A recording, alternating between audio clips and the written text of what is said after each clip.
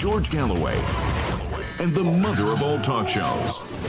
Welcome to the Open University of the Airwaves with George Galloway.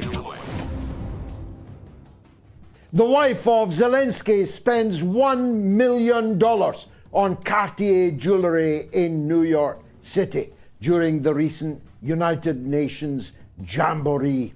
A Marie Antoinette moment that speaks volumes about her, about them, and about the way that this is all going to end. And secrecy and lawfare is breaking out everywhere. The laws of innocence until proven guilty, the laws of sub judice, the right of free men and women to speak their minds within the law are all now under savage assault on both sides of the Atlantic and also here in the United Kingdom. And the war is petering out pitifully, but with the death of hundreds of thousands of poor Ukrainians sent to their demise on behalf of an empire which is rapidly turning its back upon them. Fasten your seatbelts. It's going to be a bumpy night because it's the mother of all talk shows. Curious about our curriculum? Have something to say? Then call us now to join the debate on the mother of all talk shows. The only education you can get for free.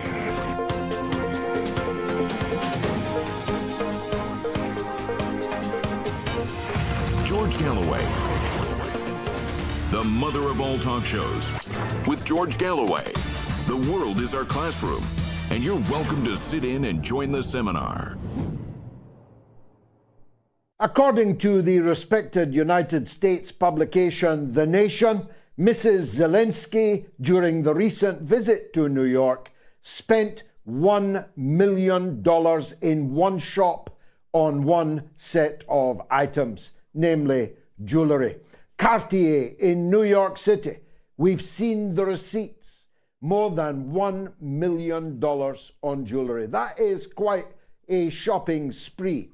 Assuming that she didn't only go into one shop and assuming she didn't only buy jewelry, I think we are looking at a massive series of expenditures of other people's money, the Ukrainian people's money, the British and American, French and German taxpayers from every country in the coalition of the killing that is driving this conflict in Ukraine and forbidding it to come to a negotiated ending. That tells you two things. It tells you that there are greedy bastards who are ready to fill their own pockets, their own shoes, their own boots, their own bank accounts, their own multi-platform property empire throughout several countries. But it also tells you that they are nearing the end. Nobody spends $1 million on jewelry if they're not expecting to need that jewelry for the future, if they are not expecting a future in Ukraine. That, it seems obvious to me, may well be obvious to you. Everyone is turning against them. There are reports this evening that Macron and Schultz are no longer on speaking terms, cannot bear to be in the same room as each other. Schultz has just had to face a public opinion poll which shows that his government of cranks and quacks and greenery fanatics is going down to a humiliating landslide defeat in the next German general election. About 15% of respondents are minded to vote for little soldier Schultz. Unbelievably, bonkers Baerbock his Green Party partner in power, gets 18%, 3% more than him. But either way you look at it, these two are out of office, and soon. Now, in Germany in particular, I can't say in France because I've spent some considerable time there this year and never been harassed in any way as to my points of view, how I express them, and on what platform I express them. But try doing so in Germany. Germany is now a police state, although not a police state efficient enough to stop a savage assault on one of the leaders of the German opposition, the right-wing AfD, who's in hospital right now, having been savagely assaulted in the street. The family of his deputy leader has been taken for safety to Switzerland. Germany is breaking down. Germany is in dire straits, economically, politically, and in terms of democracy. In Germany, it is literally a crime to make fun of a German minister if that satire is hampering them from carrying out their duties. And if it wasn't, then it wouldn't be satire. Satire is dead in Germany. And if you think I'm making that up, I have personally met someone arrested by police turning up mob-handed with weapons at his house and at his elderly mother's house in order to effect the arrest. In Germany, that happens. It's happened historically. But in Britain, it hasn't before now happened. In Britain, we fought and for a time stood alone against that kind of police state. It was fear of such a Gestapo which fortified the British people in 1940 and 1941 when for a short time, but a crucial time, a time that changed the world, we stood alone with our Commonwealth allies and some who had fled from Nazi-occupied countries. And if we had not stood, there would have been no more Second World War, even before Operation Barbarossa, the invasion of Russia, got underway.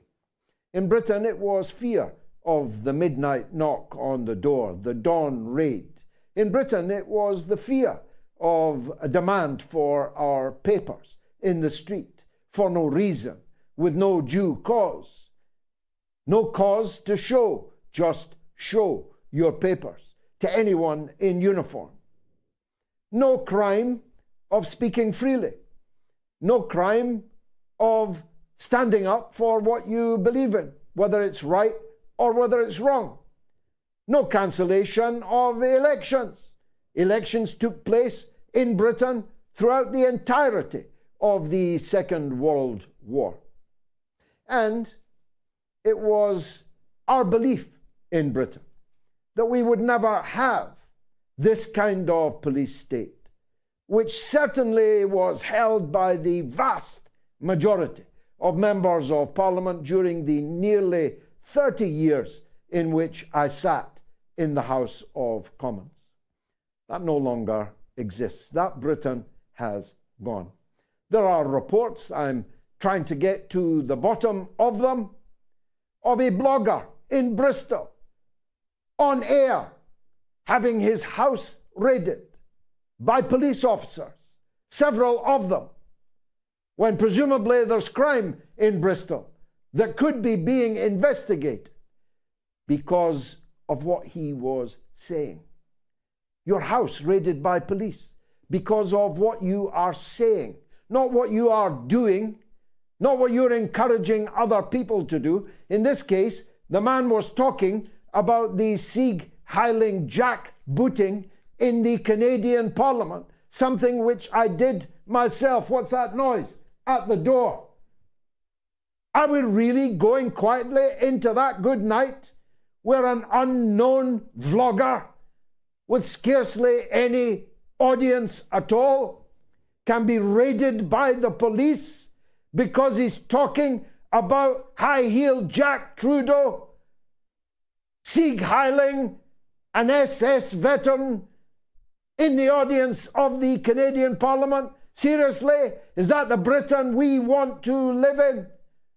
That our grandfathers fought so that we might not.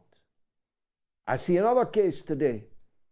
I'm cheery of even raising it because I don't know what the status is of a very well-known person, the leader of a British political party, a famous thespian who talks a lot of bollocks from time to time, raided by 5 police officers today in a London in the grip of a knife and gun crime wave, where children are not safe to get on and off a school bus, where children are routinely murdered, in some cases by other children.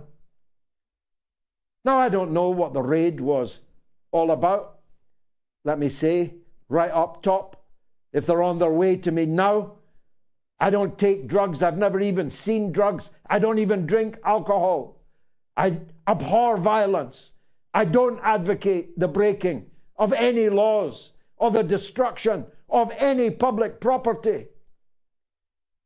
But the mere act of talking about a phenomenon that everybody knows exists, namely the blade-running saboteurs who are damaging public property in their campaign against the ULEZ cameras in outer London, gets you a raid with 5 police officers? I very much hope not, Mr. Commissioner of the Metropolitan Police, because at the very least, this is a grotesque waste of police resources at a time when the population of London is living in fear and alarm because of the armed criminals that are roaming, it would appear, almost every street. And of course, there's the double standard involved. A man called Chris Packham on BBC News talked about how it was time, as far as he was concerned, for law-breaking. He said it, law-breaking in defense of the latest quackery, the climate change campaign.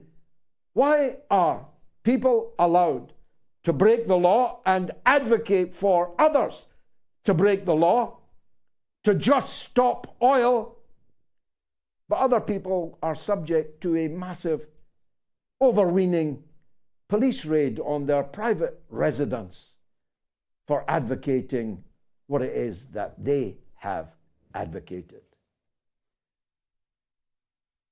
That's a quite spread in Britain. Even the Prime Minister of Great Britain, at the Conservative Party conference in Manchester, not only declared that a politician in Scotland had been charged when she hasn't, but convicted when she hasn't even been charged. This total irresponsibility, this total dereliction of basic principles of natural justice, of British justice, of the proprieties which people in his position are expected, rightly expected, to observe, has gone completely out of the window. He who shall not be named, for fear of algorithmic suppression of this show, and I'm not making that up, I cannot mention his name, because if I do, the audience of this show will be very substantially constricted by platforms on which it is being broadcast, has not been charged with any crime, let alone convicted of any crime. but has been deplatformed. Across most of the platforms he was previously broadcasting to millions of people about. It's not just him, it's them that have been told they can no longer watch this person who has not even been charged with a crime. That's the madness which has taken grip of our society. And of course, it could happen to anybody. It might one day even happen to you. You have to stand up for everybody's right to speak, or else forfeit the right yourself one day, perchance, to speak your own truth to an audience that wants to hear you. The leader of the Slovakian government, the new Prime Minister of Slovakia, who's just won a general election on a platform, no more war, no more money for the war, no more weapons to the war. The people voted for him, elected him. Then all the envelopes started coming in from the other ruling political parties in the European Union, like him, fellow European Union leaders. And when he opened the envelopes, there was no congratulations therein. There was threats and blackmail and demands that he recant on everything he said in order to get elected, that he implement the reverse of what the people of Slovakia have just voted for in the last few days. Poland is out. Under pressure in an upcoming Polish election, the Polish government is washing its hands with the Ukraine problem. Not just on weapons, but on the economy, on migration, on the use of Poland as the conduit for every mercenary crackerjack on his way for 1,500 a day to get himself killed on the Ukrainian steppe at the onset of winter. The Polish government is no longer prepared to cooperate with the Zelensky regime. And even more seriously, the Ukrainian forces, more than 10,000 of them now, have taken advantage of a hotline set up by Russia through which they can surrender safely and have no more part of the war.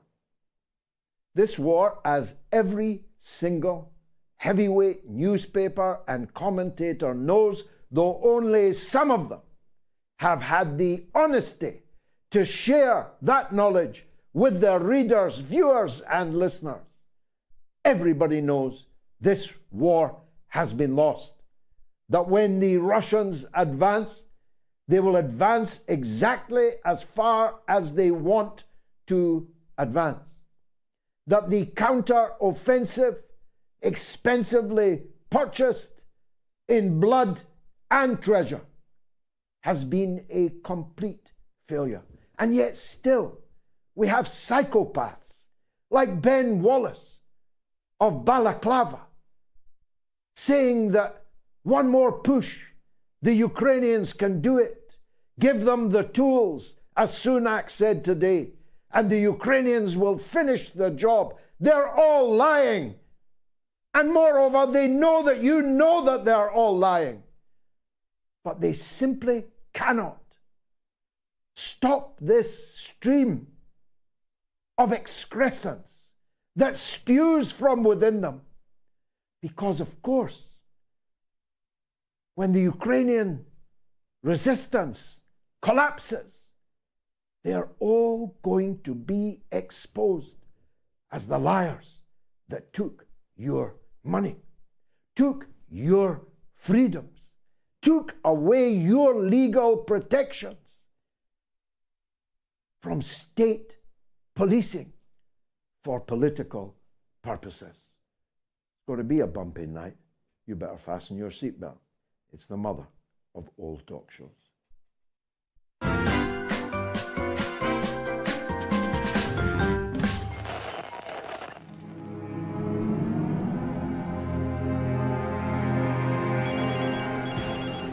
Thank you. Go ahead. During your show in the past, you've often mentioned that Donald Trump would be a much better alternative than Biden, although you weren't a big fan of him, etc. And you said that in all likeliness, if he gets in power, he'll be much more appeasing towards Putin. There'll be less likely of the conflict to escalate. But I have to tell you, I'm not so sure about that. Really, I think the only way to solve all this, it doesn't matter if Kenny gets in or anyone else, because there's always going to be, at one stage of our lifetime, two psychotic leaders of the superpowers. Why hasn't anyone in your show or yourself mentioned anything about nuclear disarmament or CND? Surely the only way to save humanity is by nuclear disarmament. And I just wanted to see what you thought about that. Yeah, well, of course, but how are you going to get that? I mean, does CND even still exist? They could have been leafleting outside every cinema showing Oppenheimer. But of course, they don't have enough people to fill a telephone box. It is the worst example I know of, although the Stop the War Coalition runs it close, of an organization that for its sectarian, internal, political reasons has thrown away its brand. I have not appeared on a Stop the War platform for an entire decade. Not to worry, no to NATO, no to war.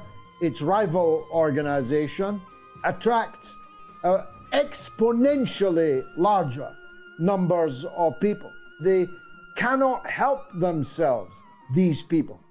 These members of leftist groupuscles have it in their DNA that they cannot get along with anybody who isn't exactly like them. And as the number of people who are exactly like them is mercifully tiny, they end up in tiny organizations. So, of course, I'm in favor of the destruction of nuclear weapons. But how are you going to get that?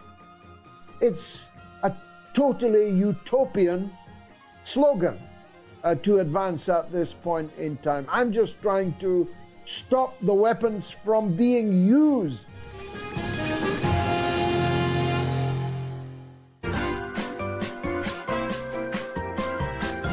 You are listening to the mother of all talk shows with George Galloway.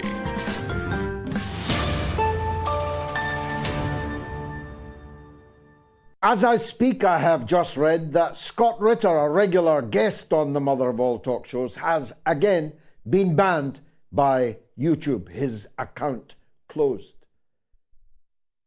I'm almost speechless. Who will they be coming for next?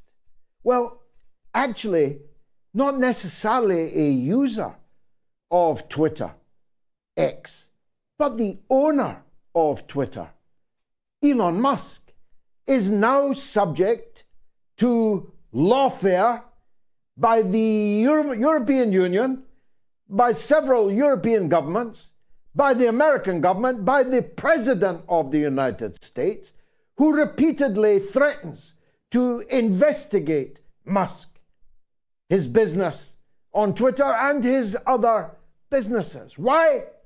Because Musk is against him. Because Musk has declared he's going to vote for Trump, the ultimate lawfare case, rather than Biden. And he's not going to allow the FBI and the CIA to run his public square, which is what Twitter always purported to be. I give fair warning that I myself am in a legal case against the old Twitter, which unfortunately Elon Musk has had to inherit. But I'm wondering if by the time this case gets to court, whether Elon Musk will still be a thing. I do hope he's got good security. And I do hope that he has good legal counsel to defend his policies on Twitter, now freer than it has ever been, though not yet free enough. And so we're running a poll on it. Will the deep state bring down Elon Musk over Ukraine? Well, you can vote on my Telegram channel, t.me/George Galloway, on my Twitter account on X, on the YouTube community poll, and on the YouTube stream. If you are on the YouTube stream watching this show, please subscribe to my YouTube channel, as long as I've still got it. And like the show if you like it. You can vote yes or you can vote no. Will the deep state bring down Elon Musk over Ukraine? Because in the end, that's what so much of everything is now all about. Phone numbers, if you want to comment on what I've said or didn't, then if you're in the UK or Ireland, it's entirely free of charge. It's 0881965522. 0881965522. If you're in the US or Canada, equally toll-free, it's +1 844 944 3344.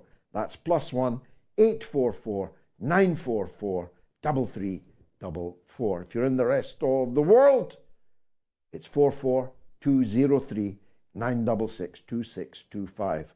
44203 966 2625. Get dialing now.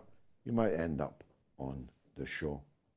Well, one man who has had a long time season ticket in the inner circles of British politics, in the Parliament itself, and as a distinguished commentator, author and writer, and also an expert on Ireland, about which I want to touch on briefly, is Kevin Marr, who joins us here on the Mother of All Talk Shows. Kevin, welcome back to Evening, the George. show. I promise you we'll come to the Northern Ireland situation, but I wondered if you were as unimpressed by the Conservative conference today and yesterday in Manchester as I have been. It's been a very flat week at the governing party. Rishi Sunak's speech today, I don't think, caught the gravity of where the country finds itself. I think that's how I would start by summing it up. Sunak in power as Prime Minister for just 12 months after the dismal interregnum of his predecessor, Liz Truss, and the hiatus and the huge economic damage that was caused by her 49-day premiership last year. So this is Sunak setting his stall out as he saw it, introducing himself, Sunak the man as well. No, it was a fluent performance. You can't take that away from him. He's pretty fluent. But this was a pretty content-free address. As I say, given the gravity of the issues that the country faces, we're in a cost of living crisis. We've got negligible economic growth. He did actually at one point boast that Britain had the fastest growth in the G7, which is a classic in the kingdom of the blind. The one-eyed man is king. We've got 0.3% growth at the moment. So whoopee day. He didn't address the crisis in our public services, particularly in the National Health Service, where we've got 7 million people waiting for elective treatments. Partly as a backlog, obviously, of COVID, but actually the problem stems from huge chronic underinvestment in the NHS for the best part of the last 13, 14 years. Of course, that's the paradox. Sunak is the man who's the new face, if you like, but the Conservatives have been in power since May 2010, 13 years. So what Sunak was trying to pull off today, I think, was, if I can call it this, the John Major trick, which is, of course, John Major, as you will well know, George, replaced Mrs. Thatcher after 11 years and went on 18 months later to win the 1992 general election. And I think Sunak's trying to do something similar, which is to say, We've had a long period where other people were running the show. You can't blame that on me. I'm a new face. Why don't you give me a chance? And that was very much, I think, the tenor of his pitch today, which is to try and emulate what Joe Major managed to pull off by winning the 1992 general election. Well, I recall that general election, of course, very vividly, and John Major did poll the largest number of Conservative votes ever polled by anyone, including his rather more illustrious predecessors, Churchill, Thatcher. He beat them all. He did it with a soapbox, literally, and an old-fashioned bus, coach, we used to call them. He's no John Major, though, is he? He's not. I mean, Rishi Sunak is a bit of a curiosity. He's in that classic phrase, he's risen without trace. We could have a situation here where Rishi Sunak, having first been elected in 2015 to the House of Commons, leaves it by 2024 if he doesn't win the next general election. He's a classic global citizen. He was a non-dom in America for a period. He studied abroad. He's a man of means, clearly, and his wife is obviously super rich. So there's a slightly jarring tone when you address your party and, by definition, the country, and you've got nothing to say about the cost of living crisis that is crippling ordinary families in this country. Millions of people wondering by Christmas whether they're going to be turfed out of their homes because of high interest rates. We've got sore away problems with inflation, particularly food inflation and fuel inflation.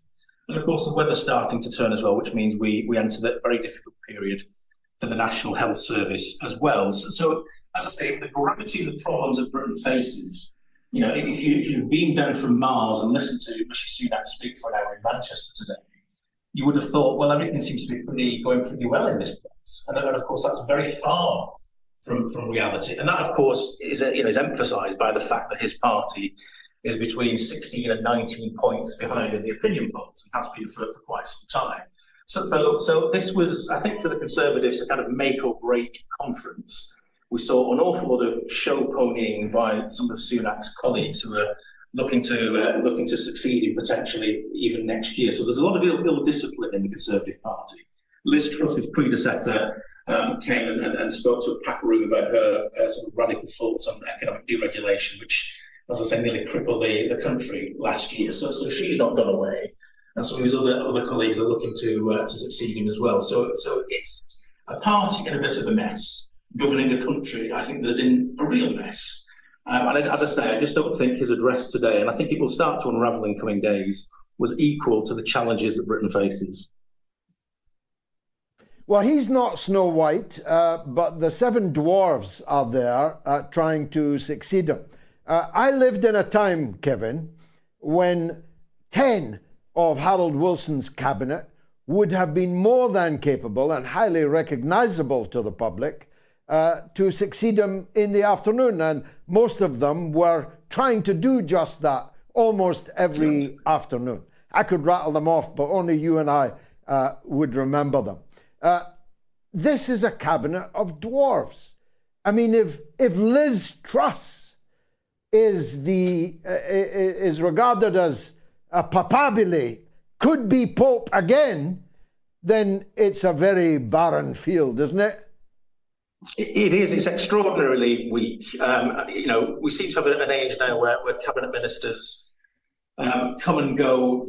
As I said, rise without trace. Often, usually in my line of work, you track the form of the ponies to make sure you understand who they are and where they've come from. And it is a desperately unimpressive Conservative front bench. And of course, that's reflective of the fact that they've been in power for a very long time, and you end up basically at a point, particularly with junior ministers, where it becomes Buggins' turn. And that matters because, the longer you're in power, the less things work for you.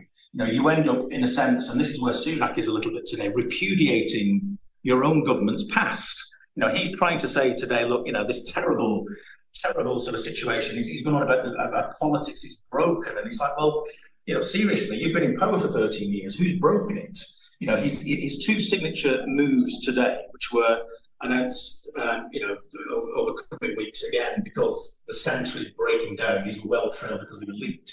We're scrapping HS2, High Speed Rail 2, which is supposed to go from London Euston to Birmingham and then on to Manchester, and then it was supposed to go on to Sheffield and Leeds. Now, they scrapped one part of the Y route last year, and the assumption was that the route to Manchester was at least safe. And of course, that's what's been scrapped today. So Sunak has done this because he thinks it's a waste of money, or it's gobbling up too much public money.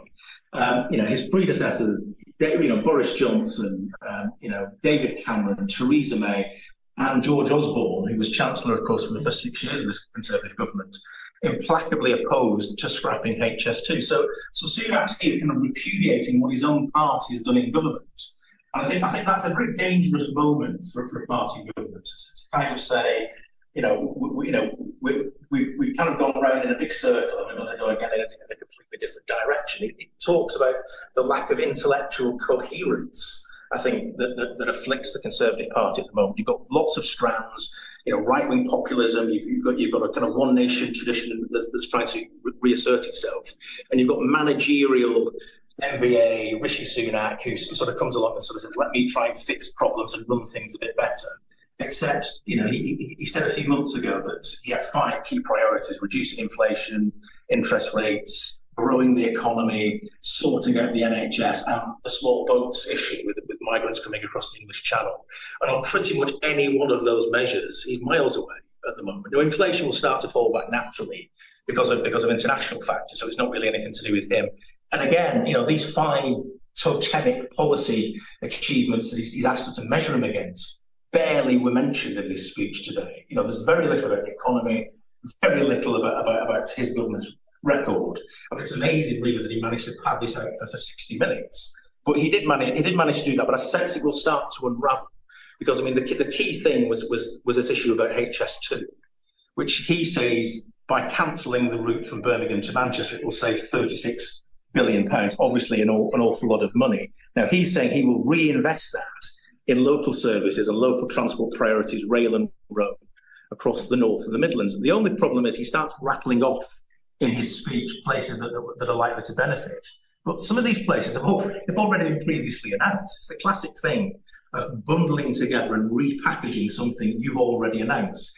And again, that's the hallmark of a government that's lost kind of internal coherence and doesn't really have an awful lot to say for itself and to give people a real justification for voting for them for another 5 years. And I think that is what today will symbolise, that the cupboard is empty in terms of solid policy ideas. There's nothing in his speech about housing. There's nothing about perhaps changing the planning system to speed up infrastructure projects in the future. There's nothing about how he's going to support families through this winter as well. He's just kind of hoping that inflation falls over the winter, as I say, because mainly of international factors, and that then eases some of the cost of living pressures and also some of the industrial disputes, which again were not mentioned at all in his speech. There's a real sense of malaise in Britain at the moment. Nothing seems to work.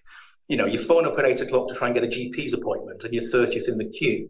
You go to A&E, you're stood there for 6 hours. You can't catch a train because we've got industrial disputes. And if we didn't, the train services are terrible anyway. So the real sense of kind of malaise. And this is the difficulty. When you've been in power a very long time, who's to blame for the state of the country? Plausibly. And this is why I think we'll see next week at the Labour conference a real emphasis on we'll have plenty. Yeah, we'll have plenty to say about the Labour conference, I assure you. Nero fiddled while Rome burned. It seems the Conservatives were disco dancing. I saw an extraordinary video of Priti Patel, remember her, bopping with Nigel Farage to "I Can't Take My Eyes Off You." They couldn't take their eyes off Farage, could they? Do you see any possibility that he'll be back into the Tory party? It's a perfect metaphor, because I think certainly for the Conservative grassroots, they look at Nigel Farage and see a kind of lost prince. They see somebody who personifies and embodies their kind of politics, which is not only just about Brexit, but is this kind of buccaneering style of politics where there's a bit of swagger and a bit of assuredness. And when they measure Farage against, as you say, the kind of cabinet of pygmies and the kind of Rishi Sunak, who's the embodiment of managerial politics, they look at Farage and think, actually, we prefer a blast of the old religion. We prefer somebody that can actually put a few words together and speaks from the heart and leads from the front.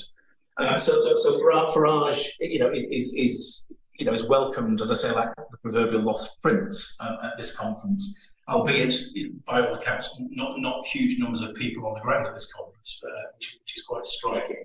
But in a sense, his job is done because he's managed to influence British politics to such a degree that the mainstream, really, of the Conservative Party dances to his tune. And in a sense, his work is done. So I'd be very surprised if he ever took up the offer of a plush safe seat to get into the House of Commons, because in some respects, the stage is too small for him, given the impact that he's had on British politics in the last 10 years. Yeah, I understand that feeling. Kevin, what about poor Northern Ireland? Left with the DUP against the world. What's going to happen there? Well, everything is going to hinge on the next 3 weeks. There's a meeting tomorrow night of the DUP's, the Democratic Unionist Party's officer class, where we're told that Jeffrey Donaldson, the leader of the DUP, and he has many supporters that I think recognise that the boycotting of the Northern Ireland Assembly and Executive is a counsel of despair. It doesn't lead anywhere for unionism. And I think they would rather go back in at this stage with a few more concessions that the British government can perhaps winkle out of the position that it's got, because it can't do very much about the DUP's core demands, scrapping the Windsor Framework or the Northern Ireland Protocol as was. That ship has sailed, and I think the DUP kind of liberals, if I can put it like that, it's perhaps an oxymoron, liberal DUP types, but I think they recognise. We can't just hang outside because we've got an NHS that's crashing. We're getting the blame for the collapsing public services and one thing and another. It's going to lead to, political repercussions at some point. So they've got this officer class meeting tomorrow, and they're 120 key people. And I think Donaldson is going to try and float across, look, we need to try and think seriously about how the choreography is how we go back in. Now, in a couple of weeks' time, on Friday the 13th, so obviously what could go wrong, it's the DUP's annual conference, and I think that's the crunch point, because I think what we'll see is the British government try and, as I say, confect a little bouquet of micro measures that might allow Donaldson to say, look, we've managed to win some more concessions from this Windsor Framework. We now have to own these, and we need to go back in, because what happens then in a week and a half after that is the US-led investment conference that President Biden has organised and promised when he was over in Northern Ireland in May for the Good Friday Agreement celebrations. Now, it would be, I think, a perverse outcome if you ended up with US investors, possibly with checkbooks open, metaphorical checkbooks open, looking to invest, and there is nobody running Northern Ireland for them to meet.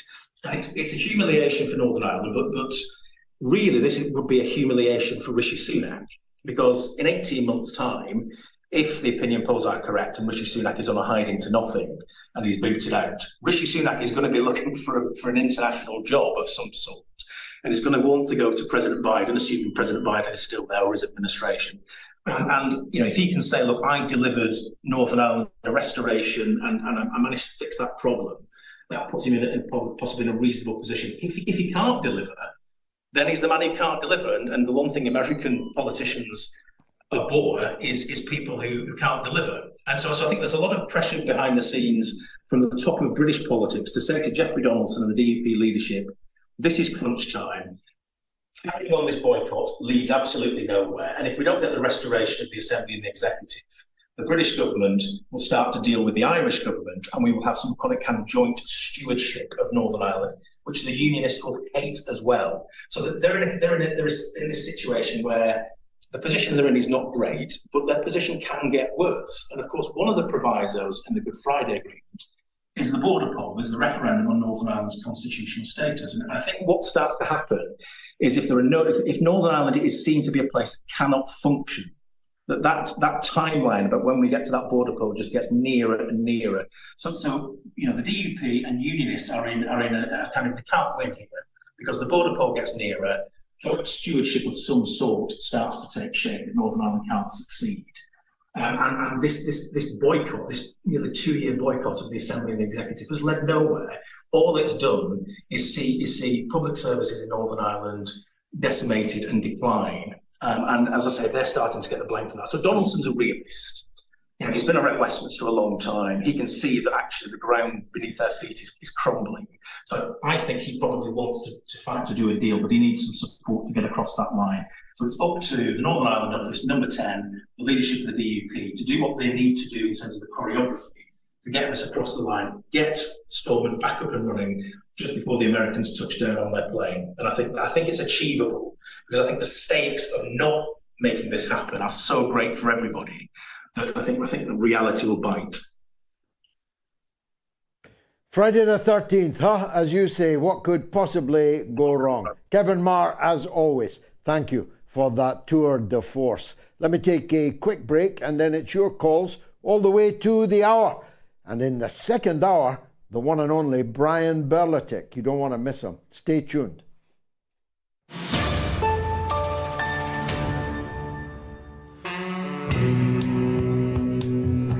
As I say, how lucky we are to have the audience that we do. 1 million people every week watching all or part of the mother of all talk shows, and most attentive to what they hear, and many of them truly brilliant students. It's quite humbling, actually. Oh, George, blessings upon Ukrainian. It's the metamorphosis, man, or metamorphosis, the intimations of immortality experiences. George, I like what you said. I love a lot of things you're saying. You know, your daily communion with God is through your conscience. I wanted to comment on that. That's beautifully said. Your Socratic method on the on-air university is very beneficial, and I can only speak personally. I have appreciated, because I had called last time in regard to the general strike, and you helped to really refine my understanding of that from a different point.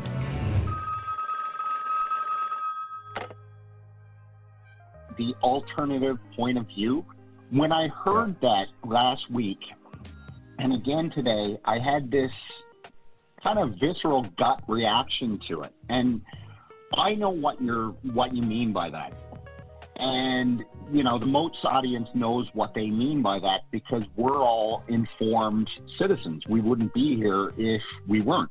For the masses who don't necessarily follow geopolitics, let's say, they're going to listen to whatever the mainstream media tells them. And for them, anything that's alternative, the automatic kind of reaction is, oh, okay, it's a crackpot view, it's a conspiracy theory, it's an extreme view, when really it's not. It's, let's call it what it is. It's fact-based commentary. Hello, George. Nice to talk to you. By the way, you deserve every penny you get, because you're the only person who speaks the truth over all the fake news. I wanted to personally thank you for bringing such great guests that speak about the situation. Also, I have become more aware of people like Max Blumenthal at the Grey Zone and others who do update us with the correct information about Syria, and this has just been such a great eye-opener. So thank you. You are the people who have stuck with this show and transformed it into a truly global university, where it can be said that every month at least 4 million people will watch this show.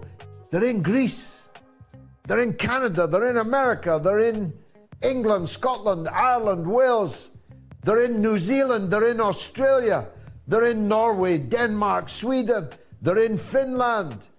They're all over the world. They're in Africa with a call from Nigeria. This is a truly global phenomenon, and that is down to you.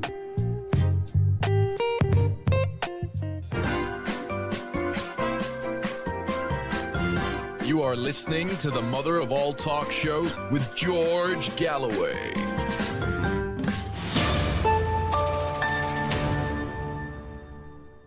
Okay, the phone numbers again. If you're in the UK and Ireland, 08081965522. 08081965522. You call us, we'll call you back, and your call won't have cost you a penny. In the US and Canada, ditto, toll free, +1 844 944 3344. And in the rest of the world, 44203 966 2625. Richard is in England, in Hertfordshire, and he's the first caller of the evening. Richard, what would you like to say? Hello, George. Thank you for taking my call.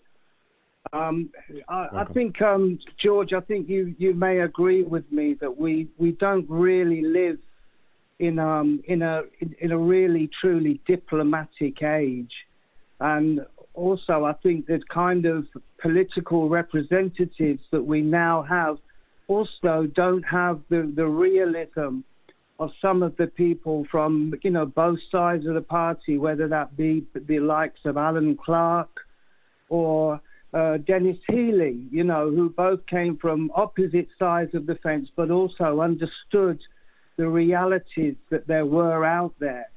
So my question to you would be, sir, is how do you feel that we could hold our elected representatives accountable?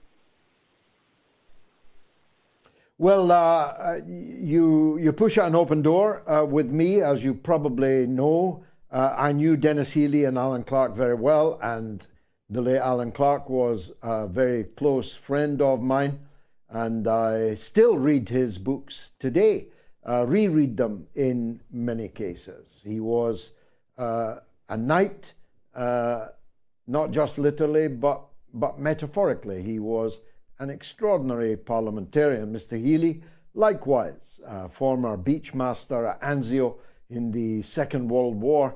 He once said to me, sitting next to me in the chamber of the House of Commons, that Murphy's Law applies. Anything that can go wrong will go wrong in a beach landing, in a military confrontation, like the white-hot heat of the invasion of Italy by the Allied forces.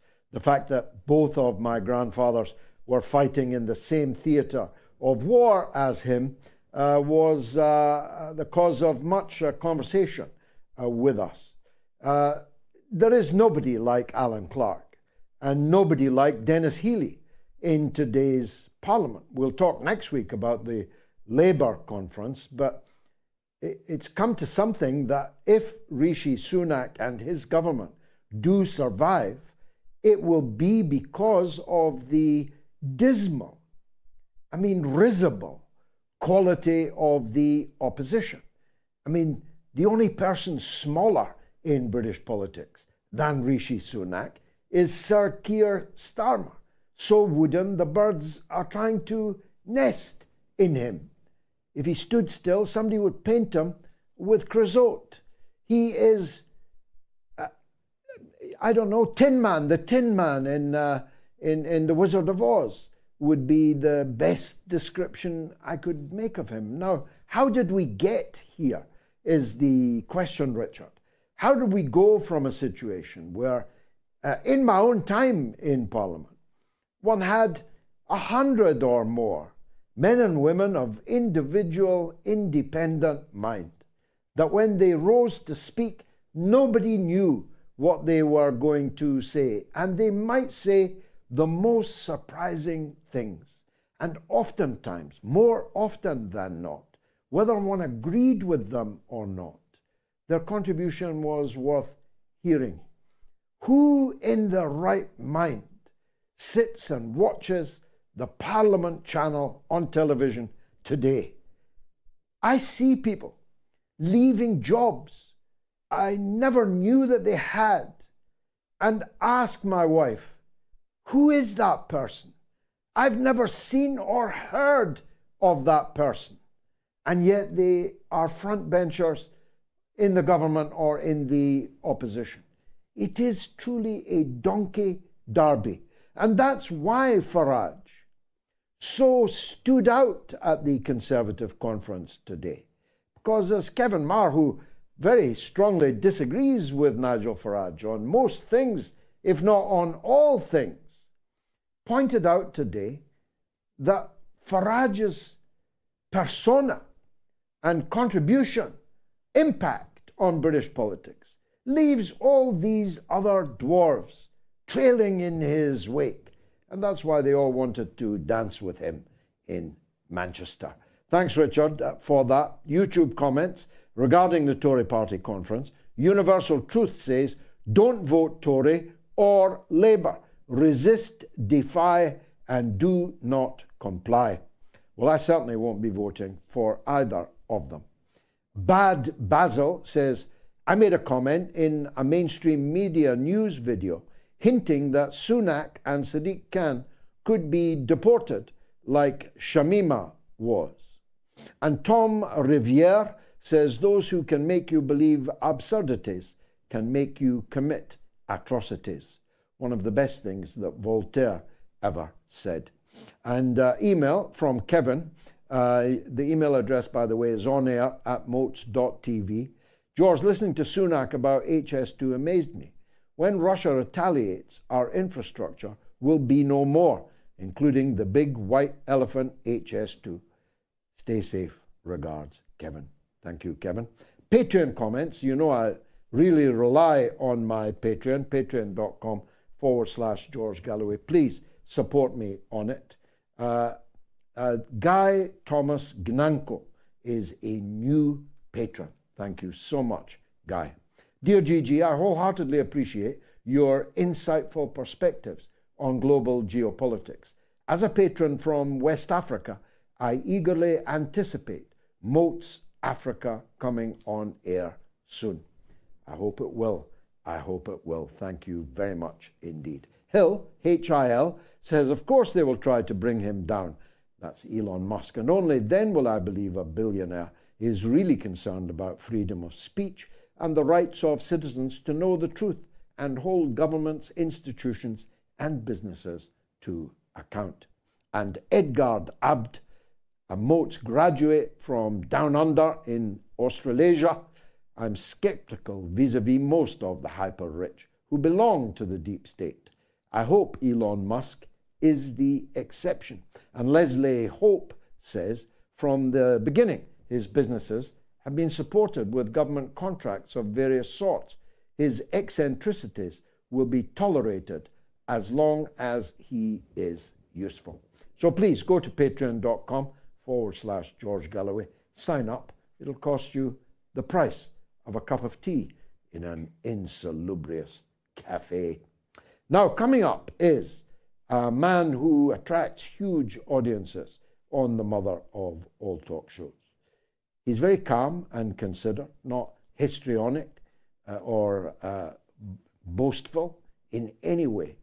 But he knows more. In fact, he's forgotten more about war, geopolitics, and geostrategic issues than almost anybody alive in the world today. And he has steadily built up a massive following for his new atlas and his other broadcasting work. He's a former US Marine. And isn't it funny that former service people like him, like Scott Ritter, are almost always the sharpest critics of war? I'll be back right after this short break. Stay tuned for Brian Berletic.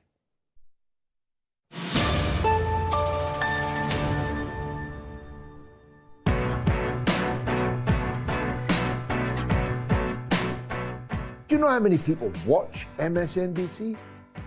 If this was a normal business, it would be out of business long ago. Do you know how many people watch CNN? We are in danger of fixating too much on the liberal hegemony of media outlets with infinitesimally small viewership. This show that you are watching has 10 times the viewership, 10 times the viewership of Rupert Murdoch's Talk TV with its budget of billions. So, let's not lose hope. Let's be our own media. You're right, not everybody watches me, watches those other people that you watch. Well, it's your job, and it's everybody else's job that's watching this and agrees with me this evening. It's your job to tell as many other people as you possibly can what we are all about, how to find us, encourage them, and check up afterwards whether they took your advice, and if they didn't, encourage them all over again. Have you any idea how we would multiply if everybody watching this did that? The best part of 2 million people will watch this program over the next 7 days. If those nearly 2 million spoke to one other person, we'd be 3 million if their advice was taken. And so on, and exponentially on, it is possible to go. It's in our hands. Let's do it. I can't do much more than what I'm doing. I need you, the audience, to spread the word.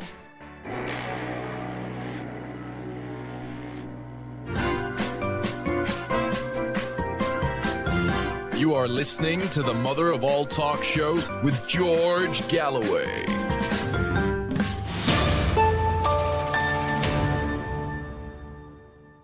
Here's Brian Berletic, large as life, in the middle of the night where he is. Brian, thank you very much indeed for joining us. Now, the defense minister of the Netherlands, I know it sounds like an oxymoron, in a country that resisted Hitler for less than 1 single day, but they have a defense minister. Of course, being achingly politically correct, it's a woman defense minister. And she said today that the money they're putting into Ukraine is a cheap way to resist Russia. It's cheap, of course, only if you hate the Ukrainian people who are dying in vast numbers for the money that is being put in order that they can satisfy themselves that they are resisting Russia. That really is the way that NATO looks at this conflict, isn't it? Absolutely. And once again, thank you for having me on. It's always an honor and a pleasure. I think this is part of the veneer falling off of this entire proxy war the collective West has been waging against Russia in Ukraine from 2014 onward. It really has been a process of the West conditioning Ukraine into a proxy to use as a battering ram against the Russian Federation. And now we see this whole process coming full circle, all of the propaganda evaporating and their true colors finally showing. We've heard similar sentiments expressed in the United States. We've heard people in the US Congress talk about how this is a great investment, how the Ukrainians will fight to the last man, and how this is going to ultimately deter China, but deter China from doing what? Existing?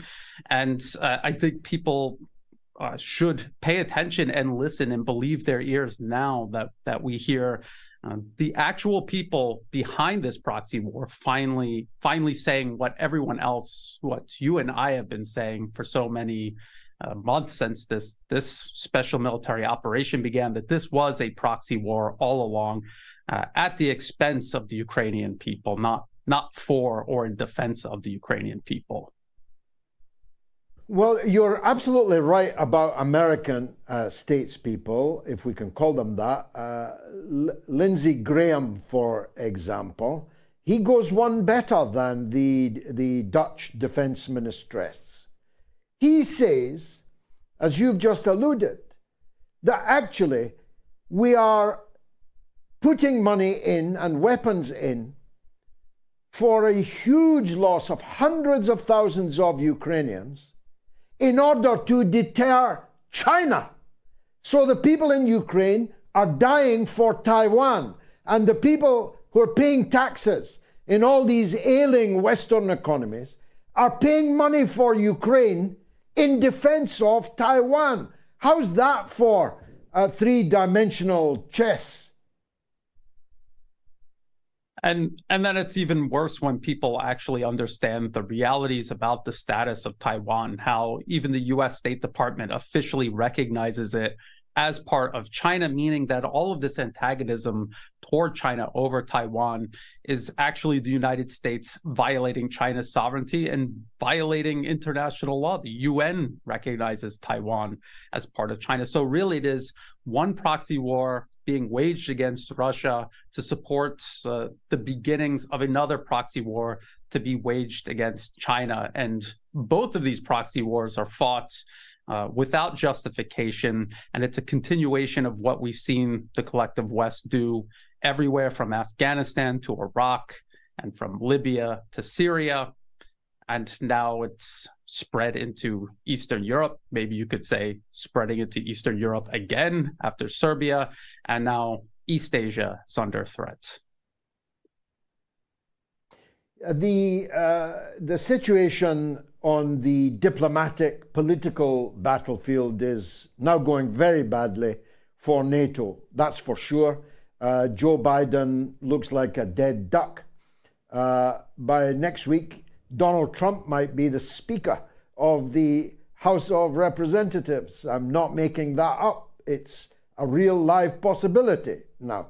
Not many people believe that Biden will fight and win the presidency next year. The new Prime Minister of Slovakia won his election on the explicit platform of no more support for the war. The Polish government, which was once in the vanguard of involvement in Ukraine, is now under fear in a pre-general election campaign, distancing itself so fast that it's all a blur. One doesn't know what they mean, what they don't mean, but the one thing's for sure, it's all bad news for Zelensky. And then we find his wife spending $1 million, $1,100,000 to be precise. I've just looked at the receipt for jewels in Cartier in New York. It all has the feel of something, a house of cards about to fall. Precisely. That is exactly what is happening. And all of this political turmoil we see unfolding across the collective West. We hear pundits in the West claiming that this is Russia dividing the West, dividing Ukraine's allies against each other. But in reality, it is the fundamental lies that this entire conflict have been built on. They're unraveling, and with it, all of these, I guess you could say, alliances or at least relationships built on perpetuating this proxy war in Ukraine against Russia. And it's only going to get worse. The situation on the ground in Ukraine, the so-called offensive, has been raging for 4 months. It has made no progress at all against Russian positions. The West is running out of ammunition and weapons. They do not have the industrial capacity to make more. They cannot sustain this conflict. And so what are they going to do when they run out of weapons? They run out of ammunition. The US at least can continue printing money out of thin air. But if you have nothing to buy with that money, what good does it do you? So now we see political turmoil. We see politicians turning toward their self-preservational instincts. And it's only going to continue unraveling into chaos in the West. And we've seen this again many, many times. We saw this all unfold regarding Afghanistan, the withdrawal from Afghanistan. Now, we had the former wife of the great Muhammad Ali on the show on Sunday, and I was thinking a lot about Ali's last great triumph over George Foreman, rope-a-dope, where he leant on the ropes and soaked up the punishment from the fearsome George Foreman before exploding and dispatching him in I promise you, an epiphany of joy.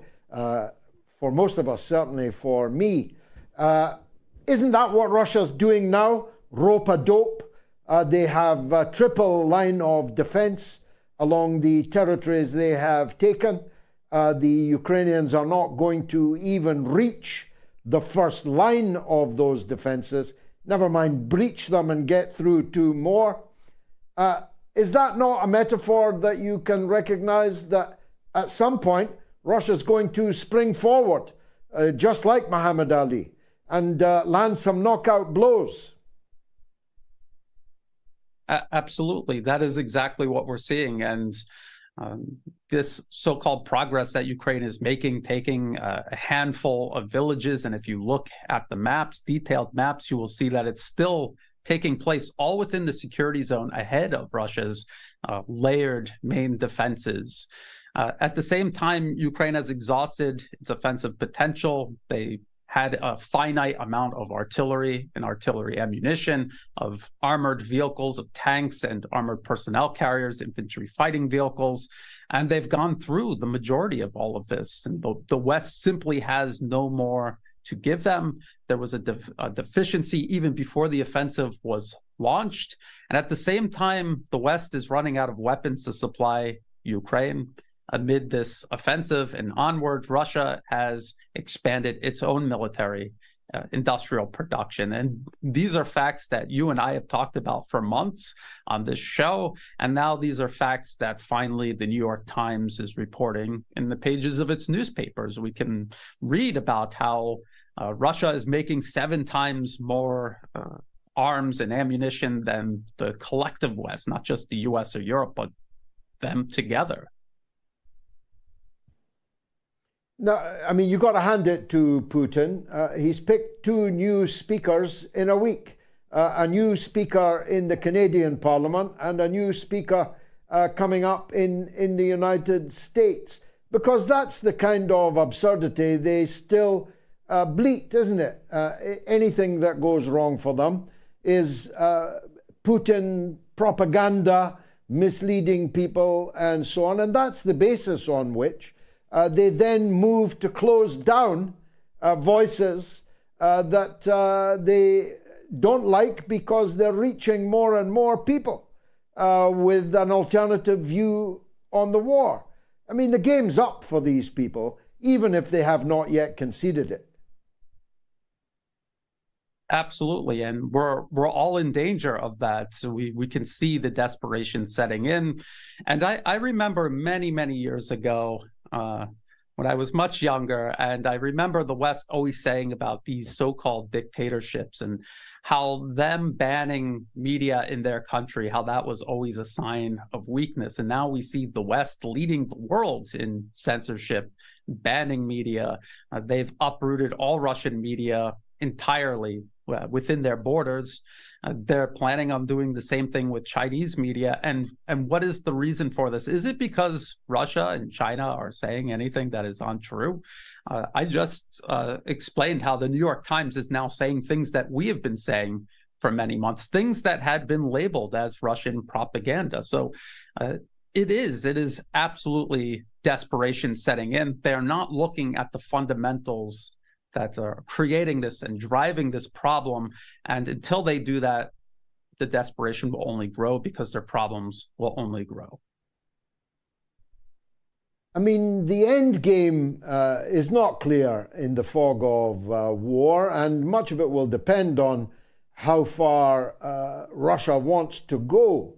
But my mind's eye tells me that the end game will be approximately half of Ukrainian territory, including all of the coast and all of the east of the Dnipro, will be new parts of Novorossiya. They will effectively be part of Russia. And then the rest, it's inconceivable that the Russians could leave a NATO statelet, however much of a stump it was, in being. So there would have to be regime change in Kiev. Otherwise, you'd get what you've got in Kosovo, which is effectively NATO-occupied stump statelet, which can be activated at any point, which it currently is being activated in Kosovo, to cause problems for In that case, Serbia. In this case, Russia. So it doesn't just end with the partition of the country, does it? It would have to end with a government in Kiev that was friendly to Russia and entirely neutral and for all time. Yes, I think that's a very reasonable assessment. Of course, nobody can predict the future, but we've seen many Russian leaders begin to hint toward this type of outcome. We have to remember also that even while this conflict rages within Ukraine, there are many other factors unfolding outside. Geopolitically, we are watching multipolarism rise. We're watching US-led unipolarism fade. The dollar is weakening. The economies and industries of the multipolar world are surpassing the collective West.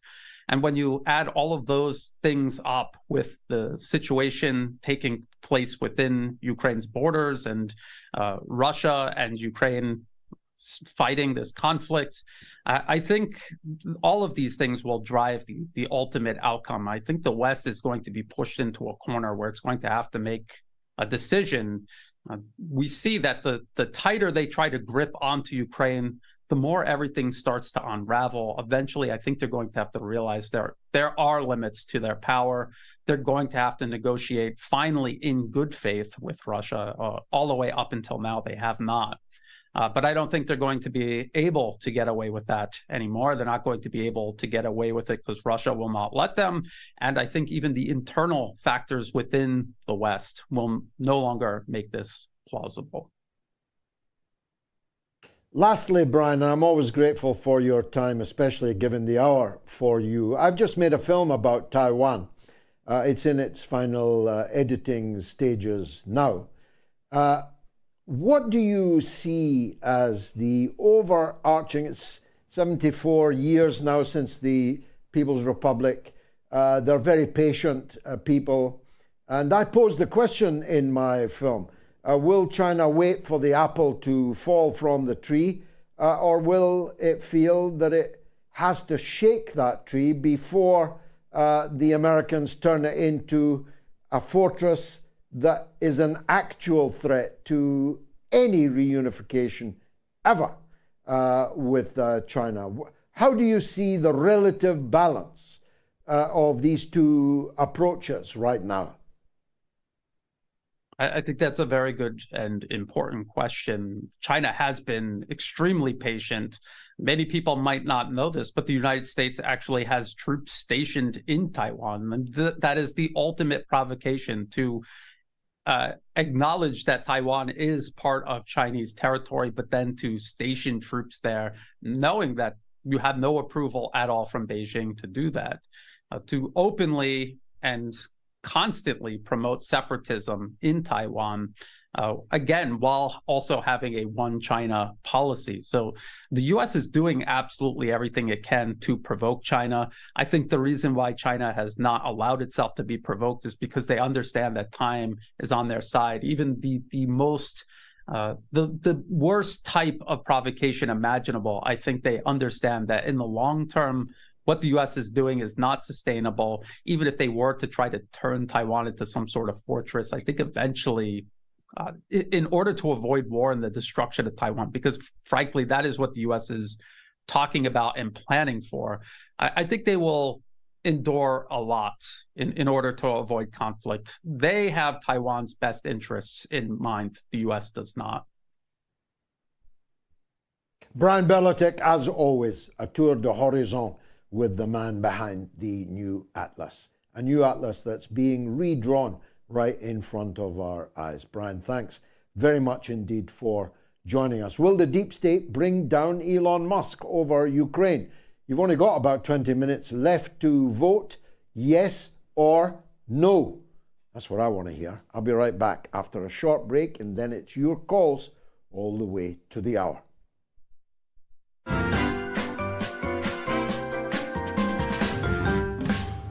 You have to remember back in 2002, 2003, there was a wish by George Bush for regime change. That's what was driving him. Nothing to do with weapons of mass destruction, which of course didn't exist in Iraq. So they had to construct some sort of formula, some sort of cover story in order to persuade the British public that intervention in Iraq was right. Now, David Kelly, as an expert in weapons of mass destruction, knew that this was untrue. He knew that there were probably no weapons of mass destruction in Iraq. That was a guy that could have brought down, the whole system. I reckon you're chaff. You're being thrown up to divert our probing.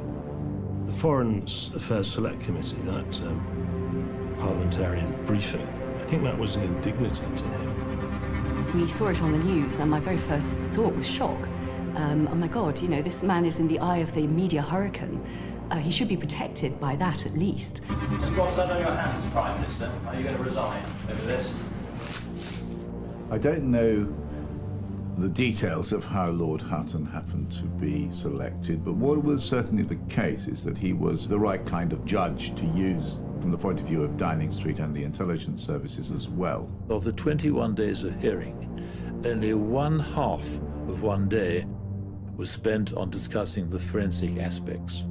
That is disgusting.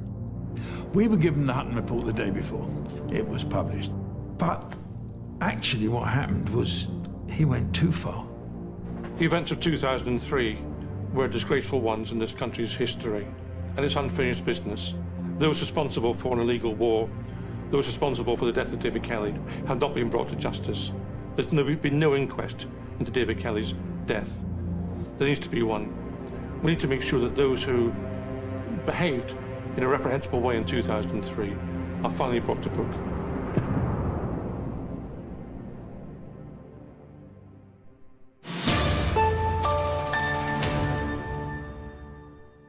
Now, the fastest way to see my film Killing Kelly is to support me on Patreon, where it is available absolutely free of charge. How's that for value? So if you join me now on patreon.com/George Galloway, you get to see Killing Kelly free. And I promise you, based on what everyone who's seen it says, you'll find it a very, very interesting and important film. I made a talk when I was on about lawfare earlier, about this quite extraordinary business. Max Blumenthal is tweeting about it right now. I've just retweeted it. Bernie Sanders got 10 anti-war activists arrested at his office for holding up paper placards on which was written Bernie Sanders' own words, calling for a peaceful end and a negotiated end to the war in Ukraine. That's Bernie Sanders getting people arrested for a silent protest of people bearing aloft his own words. I mean, as Joe Biden said on the appointment of Rashid Sunak, go figure, Bernie Sanders. Simon is in Florida. He's a professor, he's a sage, he's a legend of the mother of all talk shows. Simon, go ahead, sir. What would you like to say?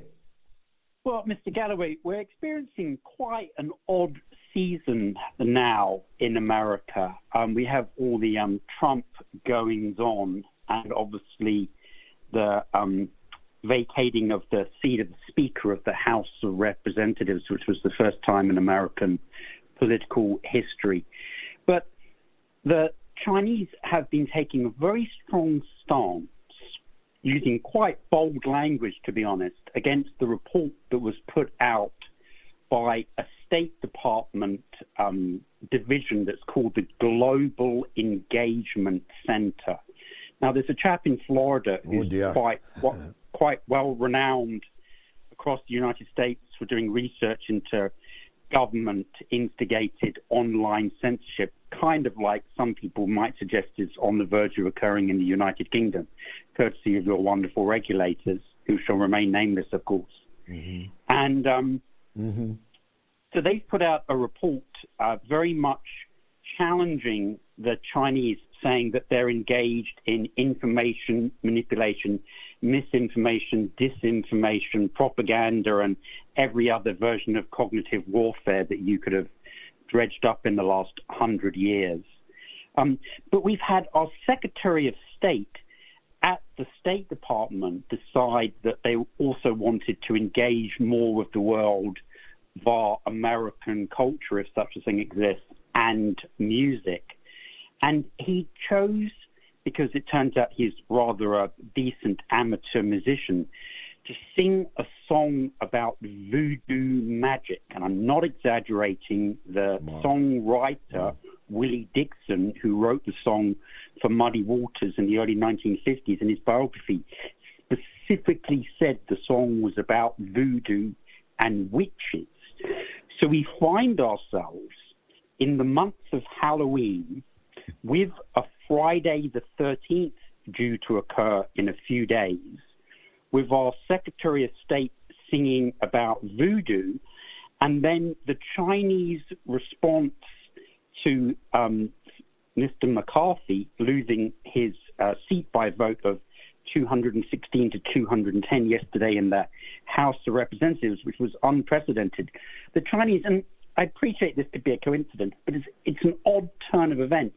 I was reciting on my podcast that I'm involved just last night, called At Weaponized News, the witch's chant from Macbeth, because I was following this series of coincidences. But the Chinese said, and this was a gentleman called Mr. Zhang, quote, U.S. politics is now entering an era of a host of demons dancing in riotous revelry. That's Macbeth. And literally the day before that, I was citing the witch's chant from Macbeth. You know, ball, toil and trouble, gathering around the cauldron, all that kind of stuff. So it just seemed an extraordinary turn of events. But in the other response from the Global Times in particular to this very detailed allegation against China trying to take over the world via disinformation and propaganda, they responded to that. And this is the strongest response that I've seen anywhere out of any form of media, I would say, in regards to the Ukraine-Russia conflict. They said, and this is quote, once again, Chinese in the Global Times responding to the allegations made against them, they said, think about how U.S. political elites and media outlets uniformly bleat the word unprovoked in reference to the Russia-Ukraine conflict, despite the fact that the conflict was not only provoked, but was deliberately provoked by NATO's eastward expansion. So they're basically saying a lot of things the world is thinking and nobody dares to say because they don't want the backlash from America. That inhibition, for some reason, seems to have completely disappeared as we're literally in the countdown to the BRI, the Belt and Road Initiative Forum, the nature of which has been changed. And despite the fact that over 110 countries, whose names they've so far kept secret, are due to attend, which must require an enormous number of hotels and facilities to be arranged, the entire matter is being kept under wraps, and they haven't even confirmed the starting date. So there's a lot of diplomatic shenanigans afoot, despite the fact that we're now in Golden Week in China and everyone in theory is on vacation. Now, Simon, I appreciate it's breaking news. The story emerging in Washington is that Donald Trump has been nominated for the now vacant position of Speaker of the House of Representatives, and has indicated a willingness to take that position.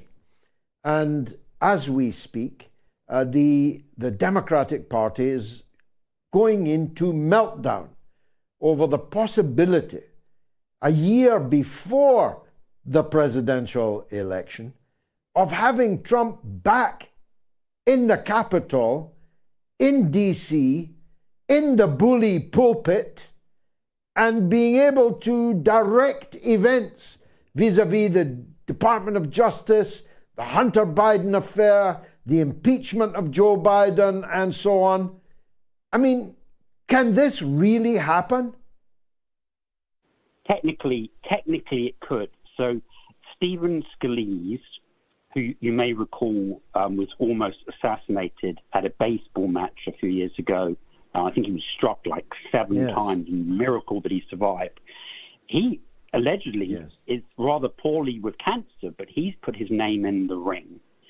Mr. Jordan, who has been one of these people very much pursuing legal lines of inquiry regarding the Bidens, to put it very gently, he's put his name in the ring. There are obviously a considerable MAGA crowd who would be keen to see Mr. Trump in such a position. That was actually suggested before Mr. McCarthy was elected to the speakership. And you will recall that took 15 rounds of voting, which was, I believe, unprecedented, certainly in the last 120 years. And so he scraped into that position, didn't fulfill many of his positions, has now had the shortest tenure since 1876. He's now being asked if he's actually going to resign from the House of Representatives entirely, which would reduce the Republican majority, which is very, very thin indeed, to an even smaller extent. So the answer to your question is it's theoretically possible, but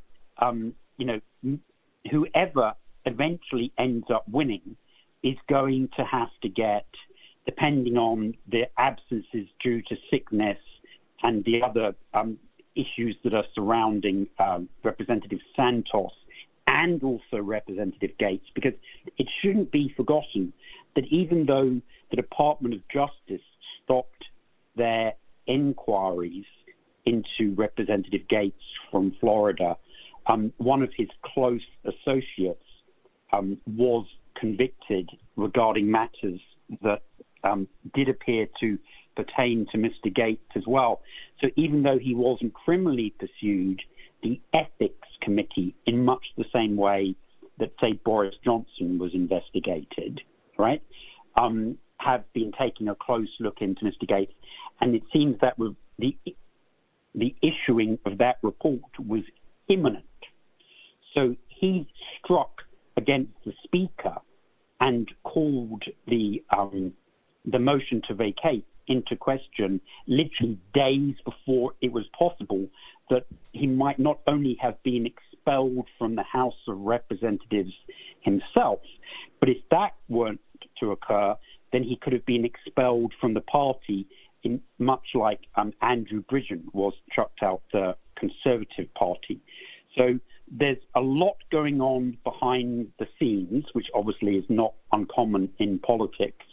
I'm not sure that there's a great deal of advantage for Mr. Trump.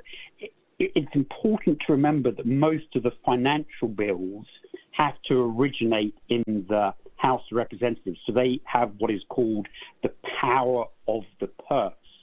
Now, the really big issue, and this is the reason why the Democrats may be going slightly doolally, is Trump, like Mr. Kennedy, have both indicated that they think that American support for Ukraine should be significantly reduced. And so if he were in the position that he would simply refrain from calling aid bills for Ukraine forward for a vote, then that could really put a great hindrance on the continuing transfer of money. But I note, though, that Finland have just said they're going to give Ukraine 2 billion euros, and I'm not sure if you'd had the occasion to do the mental arithmetic, but that works out at $300 $290 US for every man, woman, and child in Finland in one go. And when you do the calculations for the working population, the people who have got jobs and paying taxes, it comes to almost $1,000 each when you exclude all the non-working people and the seniors and the children and so forth and the babies. So, you know, they're still getting quite a lot of support from the European Union. But we've got this meeting in Granada happening tomorrow and the next day. And we've just had the meeting of all of the EU foreign ministers in Kiev called by Joseph Borrell, with the exception of the Hungarians and the Poles, who refused to go. And Mr. Borrell made the extraordinary statement. He came out at the end of the meeting with the Ukrainian Foreign Minister, Mr. Kuleba, and he said that now, not because they were being rejected per se, but because of technical deficiencies with all of the other countries' peace plans, including the African Union and the Pope and the Chinese and the Israelis and the Turks, all of their peace plans were discarded.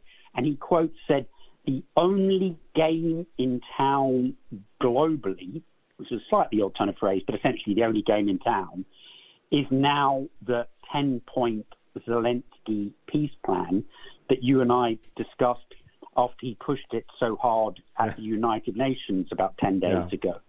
So, instead of avenues being opened and there being more willingness to negotiate and more flexibility, things are being focused much more onto the head of a pin, at the same time as you've got GrantShapps, or as you would say, whatever name he happens to be going by this week, our UK defence minister, actually, suggesting that British forces, irrespective of the wishes of Parliament, are on the verge of being publicly deployed as opposed to secretly deployed to Ukraine.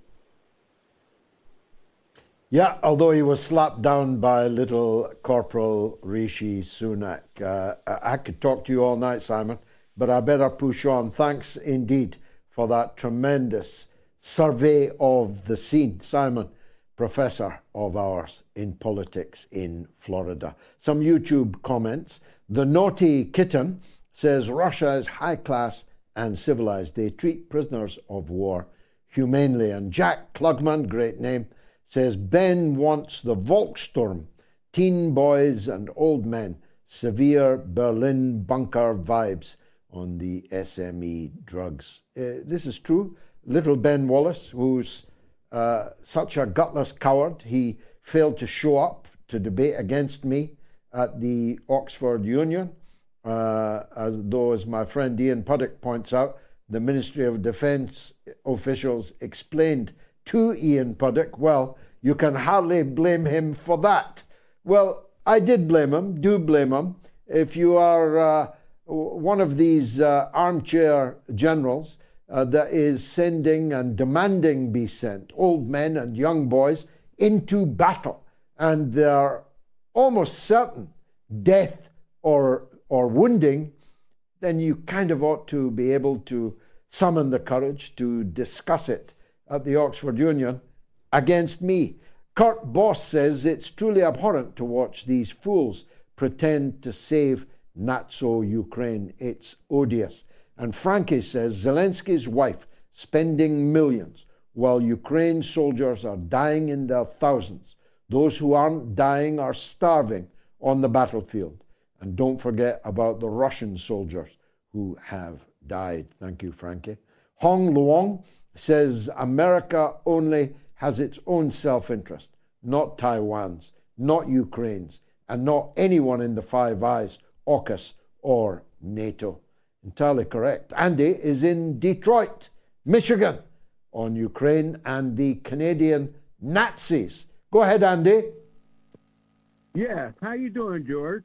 The last time I spoke to you was on Father's Day. By the grace of God, I'm good. Thank you. Okay, thanks very much, Andy. Thanks for calling back. What I'm calling about.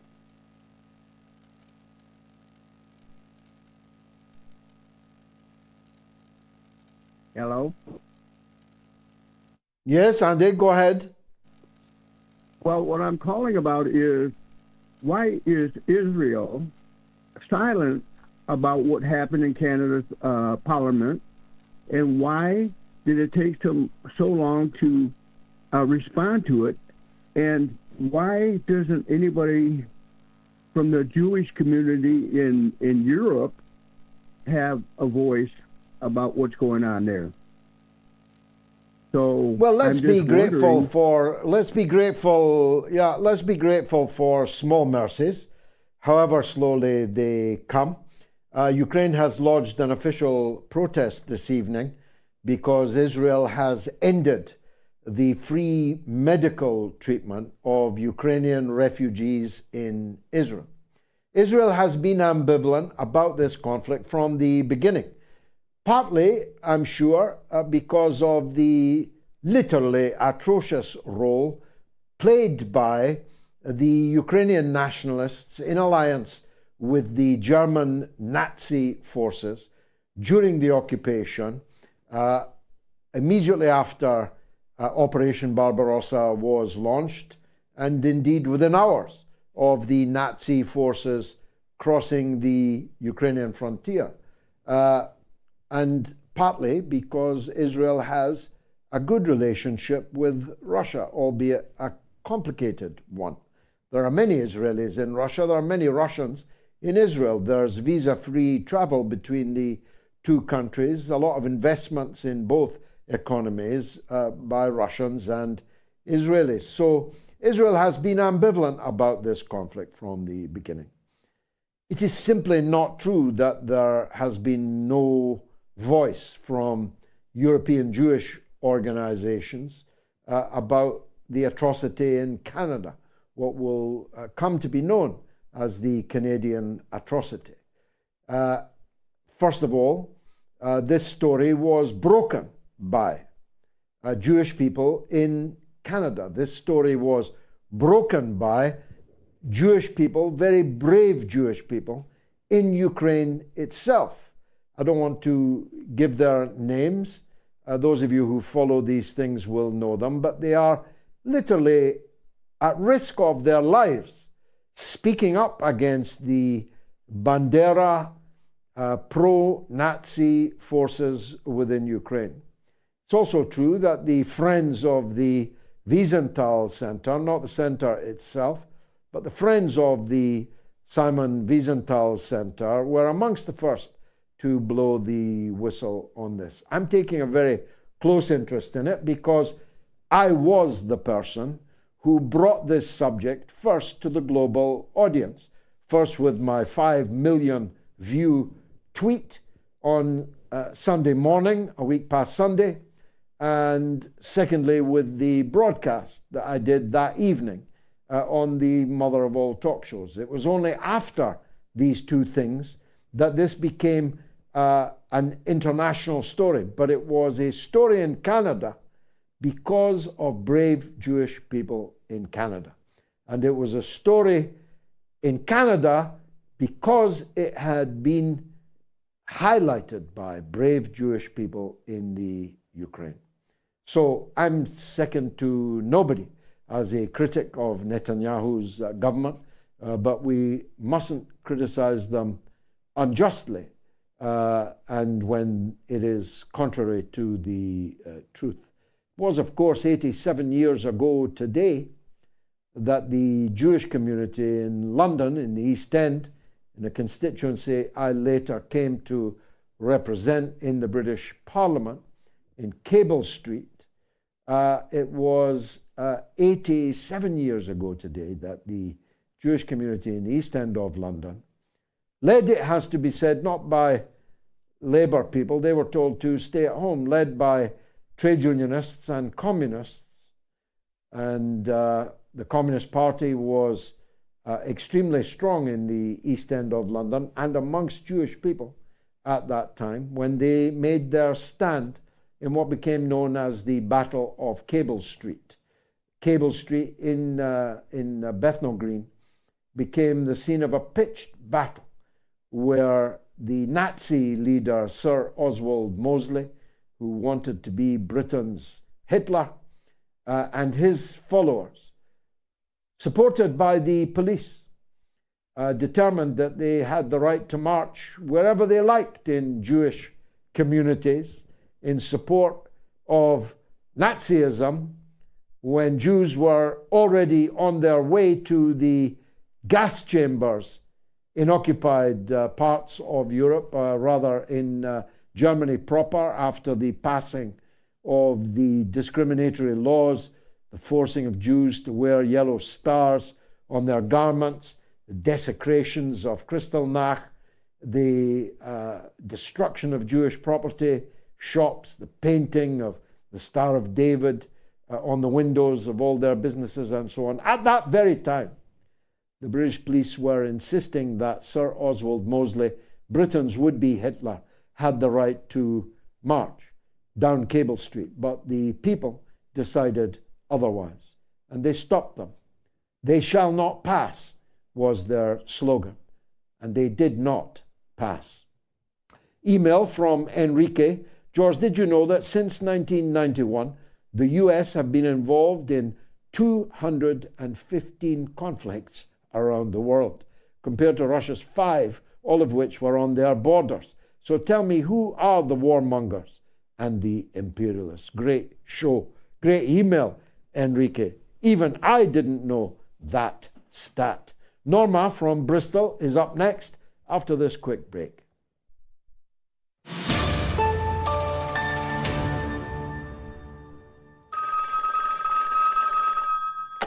On the line is a Rose in Texas. I was at the beginning of a song. On Californication, which is a song. Rose, welcome to the show. Fan of the show, transgender fan of the show, and I wanted to briefly address your monologue from last week on Californication, because I almost entirely agree with what you said. Trans women athletes taking medals and records, directing children at nightclubs, and even going to elementary schools themselves, not to mention hormone blockers for children as well. The attack on freedom of speech, not only against conservatives, but anyone who doesn't fall in line with the agenda, rainbow flags on NATO military aircraft, which is certainly doing more to cultivate anti-queer sentiment around the world than there already is. All of that makes me sick. So because I don't believe in incest, bestiality, necrophilia, and pedophilia, I'm basically culturally right-wing by today's standards, even though less than 5 years ago, I'd still be left-wing. So in regards to you and everyone else watching who thinks of me and people like me as the villains right now, you should know that I support the most traditional Muslim, Jewish, Abrahamic believers to be as homophobic and transphobic as they want, because guess what? That's freedom of religion, which is a value we claim to have in the West. Now, my religion, I suppose, is I believe I'm a woman, but guess what? Not everyone has to convert to my religion. Otherwise, we basically have a theocracy, only this theocracy is for the ever-evolving LGBTQIA supercalifragilisticexpialidocious club. So that's all I wanted to get out of my system. Thank you. Well, Rose, if I could put your call in a glass bottle and ship it around the world, I promise you that I would do so. Crystal clear, beautifully expressed, and I wish you every happiness in life. It is exactly what people who are transgender should be saying. And if they were, they would disappoint the liberal zealots who want to use them as a battering ram against the traditional family values of the rest of us. Beautifully expressed, Rose. I'll never forget it.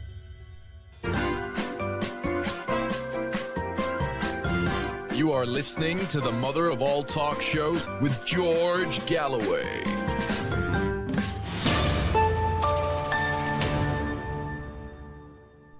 Ah, Rose in Texas, fragrant still. Still more fragrant is the wonderful Norma in Bristol, a legend. Now she's on the line. Norma, what would you like to say? Hello, George. No, I wanted to just bring to your attention about China, because I've been watching a lot of sport that's been there, and it's been so refreshing. They first of all had a China Open snooker, which was good to watch. But now we've got the tennis. There's been tennis in Beijing and in Shanghai. And, you know, the hospitality that the Chinese actually have given us, it's been really a joy to watch, because this, for once, there's no politics. It's just been a sort of feel-good factor there, and it's another refreshing angle instead of all this about Taiwan and China and wars. So I just thought I'd put another angle on it. It's a very important angle, and one that I've been following myself.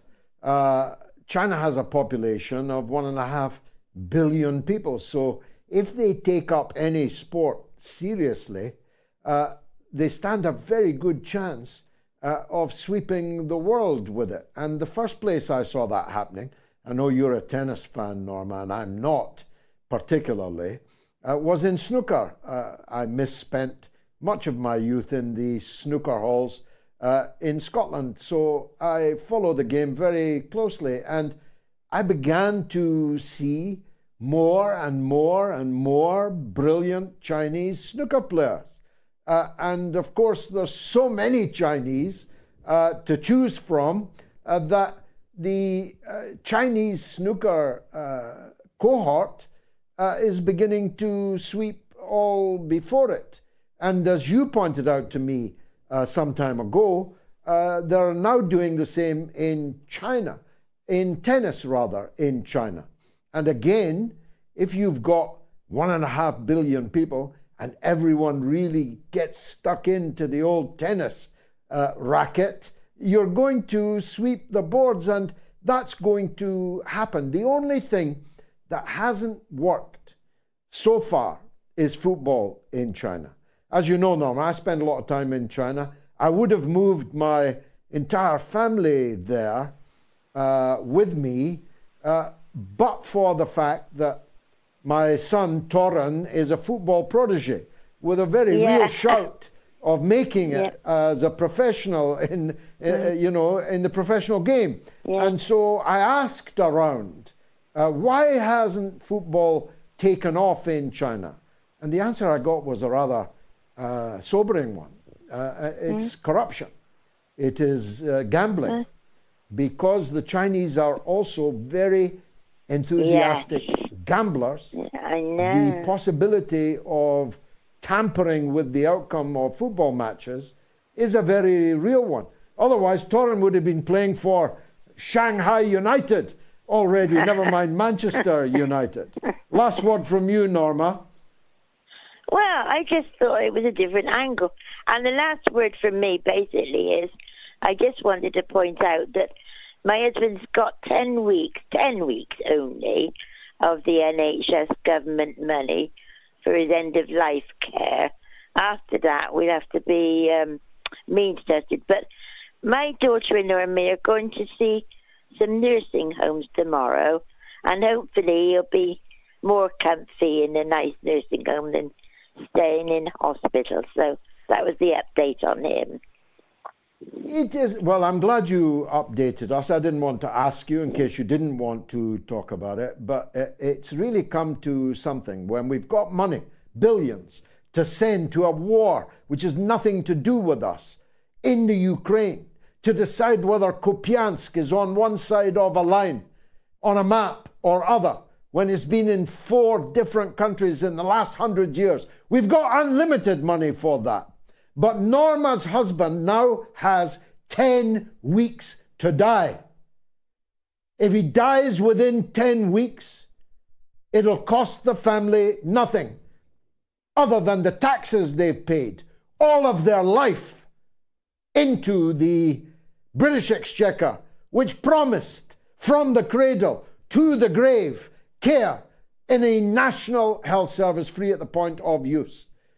But Norma's husband has to die within 10 weeks or face the prospect that his widow and his children will be potentially bankrupted by having to pay for private care for their husband and for their father. If I sound angry about that, I could not be more angry about that. Norma, I'm sorry. I hope I haven't upset you. Let's read this email from Wayne.